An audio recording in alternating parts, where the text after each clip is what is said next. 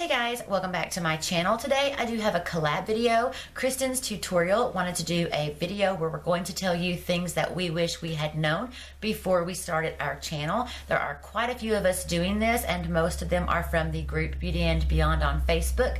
I will link all the channels below. I think this is a very interesting way to kind of see someone's journey. Even though we all create videos, we all make videos and all of edit and all of those things, we all started at a different place in our life at a different time. We've all, kind of grew and developed in our own way, and it's kind of going to be interesting to see people's relationships and things like that, how they've changed and what they wish they would have known that they didn't know before they started. So check the description bar below, go and check out some ladies and see what they want to tell you guys about what they wish they had known. And I'm going to share with you some things that I wish I would have known before I started my channel.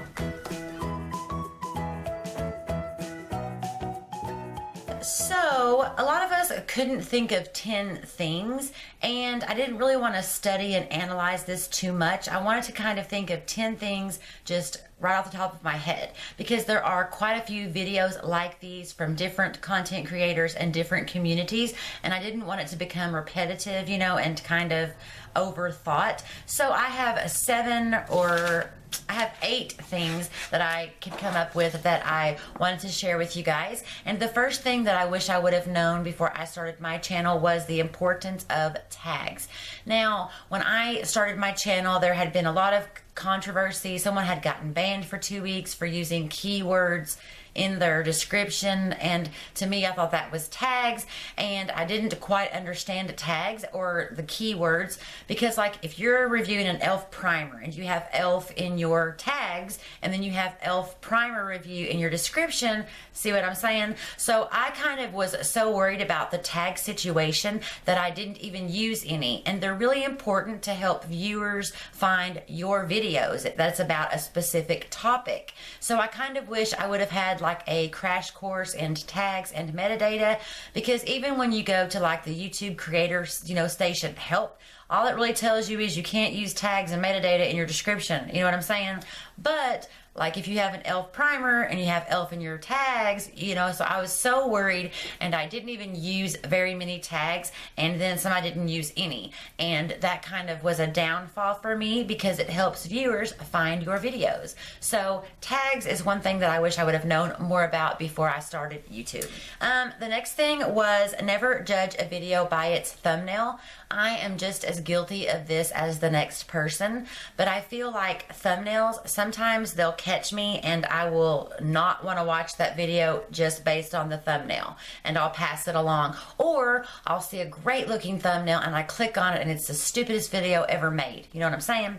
So I kind of missed out on a lot of really great videos just by judging the thumbnail, and I kind of wish I would have knew that before I started my channel and kind of before going in, because once I realized all these amazing videos, but I didn't click on them for a year because the thumbnail, I think I would have had maybe a little bit better idea of what I did like and what I didn't like. The next thing is how ridiculous sub for sub is. Sub for sub means nothing. It is absolutely the stupidest thing ever, and I inadvertently got involved in that, and I didn't go out and sub for sub or ever put that on anyone's video. But what I did do was, when someone did a shout out video, I would say, "Oh, great video, thank you for sharing," and then those people would see my comment, come to my channel and say sub for sub. Or my favorite, if you sub to me, I'll sub back. Like that's an ultimatum. I'm going to sub, but only if you sub first. That is absolutely crazy. First of all, if you have 100,000 subscribers and no views, no one is going to give a crap about how many subscribers you have. It is all about views. I would rather have 2,000 subscribers and have a lot more views than have all these subscribers and no views. And so I was thinking, if you want to subscribe to this channel, great. If you want to watch and be here, then you should be here. But sub for sub is absolutely pointless, and you can kind of get in it without even knowing you're in it, and then you just have a lot of subscribers and no views, which is what is happening at this moment with a lot of people. The next thing is, no matter what you say, no matter how just part-time this is going to be for you, it will take over your life. I mean, this was supposed to just be a hobby. I'm going to upload on Mondays and Thursdays. It's going to be really casual, no stress, no drama, just a way for me to take what I love and to connect with women my age and about beauty and skincare and hair and all of that, but it will take over your life. And I wish I would have known that before I started my channel. Not that I wouldn't have started it for that reason, but no matter what you say, no matter how casual you think this is going to be, it's going to take over your life. Let's say that on Saturday you have 1 free hour. You're going to spend that time answering comments, reading comments, catching up on your videos, watching videos, and all of those things. And it's going to take over your life if you let it. So that's why 1 weekend a month, I will take that weekend. I do not do social media. I don't watch videos. I don't answer comments. I don't read comments. I just unplug because I don't want it to be something that I'm like, ugh, I have to go make a video, you know, and I don't want it to ever get to that point. I want to be excited and anxious and, you know, ready and happy when it comes time for me to, okay, I have Saturday, I'm going to film this video, and I'm excited and anxious to film it for you guys, because it will take over your life no matter how, you know, just casual it's supposed to be. It doesn't turn out to be so casual. The next thing that I wish I would have known before I started my channel is how completely in love with people you will fall. I have met some of the most amazing, kind, sweet women here on YouTube. I consider some of these women my sisters. We talk every day, email, text, or just talk every day in some form. They are amazingly kind. I never expected that or thought of that. I mean, I know that I was watching a couple of people, you know, and we had talked and things like that, but I never expected it, and I'm so grateful and thankful that it happened, but I didn't expect it.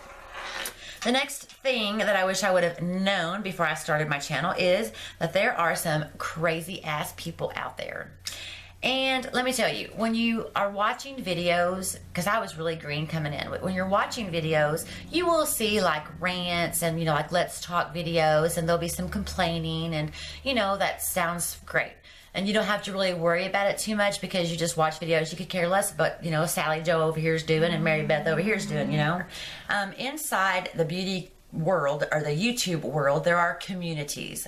Beauty communities, gaming communities, do-it-yourself communities, coupon communities, right? And luckily I landed in a good community by the grace of God. But once you start making videos, inside each community, there are communities within those communities. Like, say there's 7 million people in the beauty community, and there's probably 3 million tiny little beauty communities inside the larger beauty community.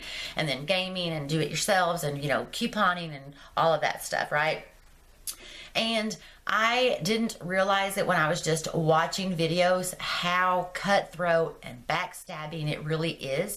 But there are actually people within their own community that make spoof videos and just make these, you know, kind of like meme videos, and they just take a person's video and they just play it and then they just depict it and tear those people apart. And that is just crazy to me. There's actually a content creator that has her whole series, and one of her series is nothing but bashing other people in her community. And that to me is insane. But I guess, you know, I mean, of course, in every place you're going to have friends that talk about you behind your back. I mean, what can you do? That's life, you know. But I never realized how big it was and how crazy people are within their own communities with people that they don't like. I mean, you would say, oh, so-and-so doesn't like so-and-so. Well, you know, that's fine. I mean, you're not going to have all these people together and like everyone. As a matter of fact, some of my friends watch people and I just can't. I don't connect with them. You know, I don't have a connection, and I just don't care, you know. But it doesn't mean anything. It just means that you like them and I don't. But to take a video and then just absolutely make a mean, you know, hating video about it, it is insane. There are crazy people here on the YouTube communities, and I never knew that before, and it was a shock. The next thing is how inspired I would be. And I don't mean by just watching other people's videos, other content creators. I mean about going out into the world and doing just your daily things, but then being so inspired and you see something or something reminds you of something and you just want to come back and share it with you guys. That's kind of what I mean. And the next thing is that the fake is real. I originate from a very small town. So of course you see people pretend to have more than they do. And so they buy a lot of stuff that they can't afford and have credit card debt. That's one thing. But as far as, and I'm not talking about sponsorships or sponsored videos, I'm talking about people being truly fake.